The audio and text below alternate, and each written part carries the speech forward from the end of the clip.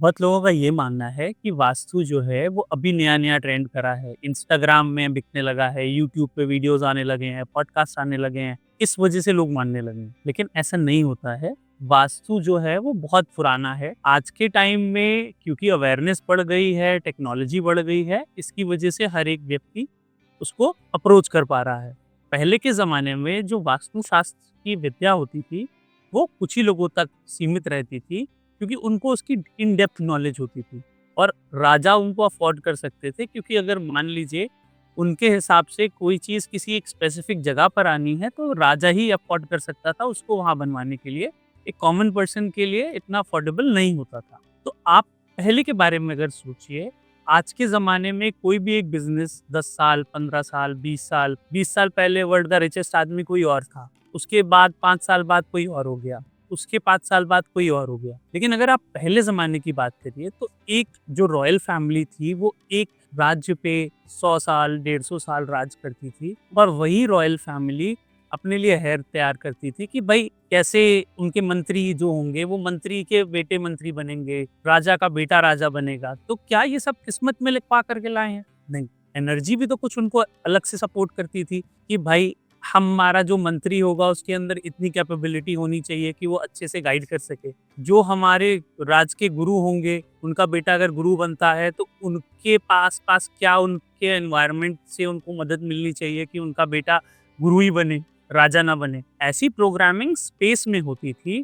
किसी की हॉरोस्कोप में या किसी के ऐसे नहीं करा जा सकता था कि अगर आपकी हेरिडिटरी में आपको कोई एक चीज़ मिल रही है, तो स्पेस आपको सपोर्ट कर रहा है, इसी वजह से आपको ये चीज़ मिल पा रही है। अब मॉडर्न डे में अगर हम बात करते हैं, तो वास्तु हम ये बता सकते हैं कि हमारे कॉन्शियस लेवल पर ना इंटरैक्ट करके हमारे सबकॉन्शियस लेवल पे इंटरैक्ट करता है। सबकॉन्शियस लेवल पर कैसे इंटरैक्ट करता है? सबकॉन्शियस लेवल पे भी हमारे 5 तत्व होते हैं जिनसे हम बने होते हैं। आकाश, वायु, अग्नि, पृथ्वी, जल। इन सभी को हम 16 दिशाओं में भी मानते हैं कि ये 16 दिशाओं में भी सारे के सारे तत्व होते हैं। अगर नॉर्थ की दिशा जो है वो जल की दिशा है, वहाँ पर कोई भी अग्नि का तत्व आ गया तो वो इम्बैलेंस क्रिएट करता है। अब इम्बैलेंस कैसे डिटेक्ट होता है? इम्बैलेंस जो डिटेक्ट होता है वो हमारे सबकॉन्शियस लेवल पे डिटेक्ट होता है। आप सो रहे होते हो, तो क्या आप चाहते हो आपका हार्ट पंप करे? आप क्या खुद से चाहते हो कि आपकी आई ब्लिंक करे?